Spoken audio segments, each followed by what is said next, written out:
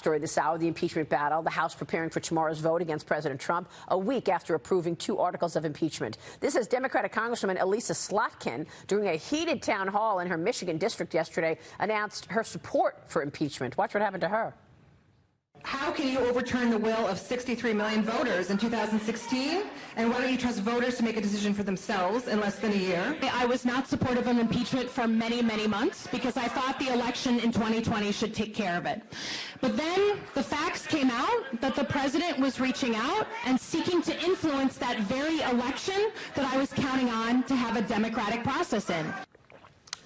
Slotkin won a seat in a district that President Trump won in 2016, and we've been talking about these 31 Democrats that are up for re-election in 2020 in the same districts that President Trump won. And a vote for impeachment could have a major sway on those people's re-elections. Joining me right now is Florida Congressman, House Armed Services and Judiciary Committee member Matt Gaetz. Congressman, it's always a pleasure to see you. Thanks for being here. Thanks for having me. And to my friend Elise Slotkin, for the upcoming year, I would say rent, don't buy in Washington, D.C. with that attitude, talking down to voters. I think that there'll probably be a change in a lot of those Trump-leaning districts. You know, it's interesting because hearing her talk about, look, I was against impeachment for a lot of time, and then I changed my mind. I mean, why did she change her mind? What specifically happened to change her mind? There wasn't any new evidence that came out. Maybe she just got the call from Nancy Pelosi to say, hey, Elisa Slotkin, shut down. When you see members of Congress suddenly change their mind when the leadership is whipping votes, you can tell that pressure is being exerted. I think the best evidence is the admission from Nancy Pelosi that she's been planning this for 2 years. You also saw Jerry Nadler, the chairman of the Judiciary Committee, when he sought that position from his fellow colleagues, he literally ran on the fact that he would be the best person to execute on an impeachment strategy. I predicted in January that the impeachment would be an inevitability, not because the evidence against the president was strong, but because the will among Democrats to avoid the debate on the economy, on trade, on immigration would lead them to impeachment as their sole electoral strategy going into 2020. You got to give Jeff Van Drew a lot of credit. Democrat from New Jersey, couldn't take it anymore, decided to actually switch parties and, change his party affiliation from Democrat to Republican. He told me weeks ago he was a no on impeachment. I'm sure he got slammed for it.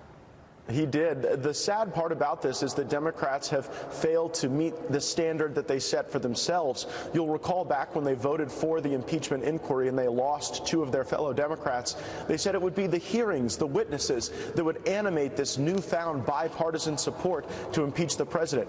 That didn't happen because the evidence wasn't there. Yeah. And so now you've got impeachment losing steam in the polls, and you've even got the Democratic caucus losing members as they are swimming away from the sinking ship that is the Nancy Pelosi strategy. Yeah, and I mean, it's really sad to see these Democrats and leaders in the Democrat Party refusing to focus on the real wrongdoing, and that is what took place in 2016 with that cabal of people at the top of the FBI and the CIA. The IG report says it all. Former FBI Director James Comey said he was wrong about the Bureau's use of FISA applications in the Russia investigation this weekend. Of course, his comments came after last week's damning IG report. Let me get your take on that. I want to point your attention to an op-ed in the Journal this morning from James Freeman, one of our friends here on the program, a regular here on this program, says Obama's FBI in the press, and how sad it is that the establishment media refuses to actually admit the facts.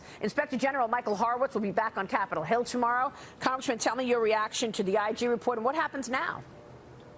Well, 2 things happened that are pretty troubling. Where there was evidence that proved that President Trump's campaign members were innocent, the FBI hid it, and where the evidence was insufficient, they either took it from lying foreigners or they altered it and created it altogether. So either they just did this because President Trump's campaign was the target, which to me would prove bias, or they do this as a matter of course in more cases than just this one. And if that's true, God help us. I think we need a more thorough review to see how frequently people at the FBI were willing to hide evidence and doctor evidence to meet their investigative goals. Not only that, but the FBI continues to tell us that the counterintelligence investigation started in July of 2016 when, Congressman, we know that's just not true. We know that there were informants running at people like Sam Clovis, Carter Page, George Papadopoulos as early as March and May of 2016. Even in the IG report, Kim Strassel of the Journal points out something really important, that in the IG report it said Christopher Steele was hired by Glenn Simpson of Fusion GPS in May of 16 to look for collusion between Trump and Russia. Absolutely right, and I think that's one reason when I asked that very direct question to Rod Rosenstein about the start of this investigation, he simply wouldn't answer it under oath because he didn't want to perjure himself, and he also didn't want to share the admission that this was an effort to destabilize and delegitimize Donald Trump well before July, and I think it was the insurance policy. We know what this is. We've read the text messages. Yeah. They wanted an insurance policy, and then once he was elected, they were willing to put their thumb on the scale and cheat to try to make it look like he had done something that he never did. And now here we are with the country next door and a vote tomorrow on Ukraine, of all things, when the president had no conditionality and when he delivered aid that President Obama did not. It is crazy to me that we are going to vote on impeachment with these facts. It's quite extraordinary. I wonder when this stops. I mean, this just has not stopped since the president took office. And, you know, John Ratcliffe, your colleague, Congressman Ratcliffe from Texas, said to me on Sunday Morning Futures, crimes have been committed. Crimes against Carter Page and also against the sitting president. Can you believe that the first FISA application and warrant was in October of 16, and it went all the way until the following October of 17, well into the president's term. So they were actually investigating the president while he was in office in 2017. And they were investigating him when they knew that the entire predicate was bogus, when they knew it was full of lies delivered by a liar. Yeah. And so I think that'll ultimately be the legacy that these Democrats face. Yeah, I'm proud of this program. We've been on it since the beginning and told viewers really what was the truth, and we seek the truth. Rudy Giuliani is speaking out again, though, Congressman. What do you think about this? The president's personal attorney says that he played a key role in forcing former Ukraine Ambassador Marie Yovanovitch out of her post. Watch this. I forced her out because she's corrupt. I came back with a document that will show unequivocally that she committed perjury when she said that she turned down the visa for Mr. Shokin because of corruption. The fact is, on the record, in the State Department's own records, the reason given is because he had had an operation and hadn't recovered yet. The operation, of course, was 2 years before. It's documentary evidence that she committed perjury.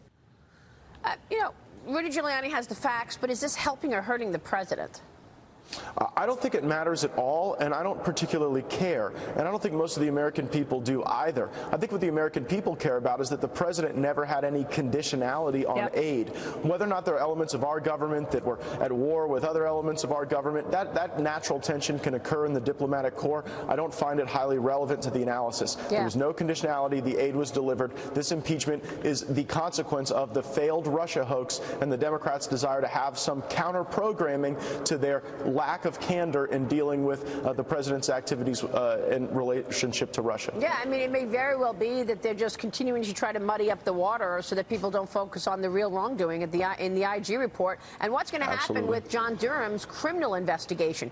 Will we see accountability? Do you think people will be prosecuted, Congressman? I do, and the reason is that the Durham investigation did not start as a criminal investigation. It was an administrative review. That's true. Then there was some catalyzing event that turned it into a criminal investigation. That seems to prove to me that there is some criminal intent, some desire to engage in criminal behavior, and I think that you saw Durham and Barr both react very negatively to the Inspector General saying, well, I've seen all the evidence. I know there was wrongdoing. Rules were violated, but, gee, it might not be a crime. Yeah. I think the more complete picture will come from Durham and Barr.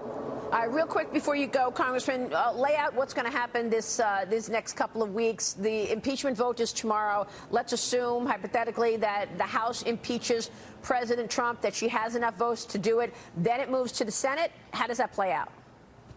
I agree with Lindsey Graham. We need to dismiss this and get on with all of our collective lives as soon as possible. But I think subsequent to that dismissal, it is entirely appropriate for the Judiciary Committee, the Foreign Affairs Committee, to call witnesses, bring them in, and better understand whether or not there was corruption that was impacting our government. And if you had the Vice President of the United States having his son out moonlighting for cash for a foreign corporation, we should probably know more about that so that we can legislate it around it so it never happens again. again. All these Democrats running for president, Maria, I haven't heard of one of them defend this process where the family members of your administration go work for foreign companies and sell access to our government's decision-making process. Yeah, because it wasn't just Ukraine, right? I mean, Hunter Biden took a trip with China. then Vice President Joe Biden on Air Force Two when he visited China on official business.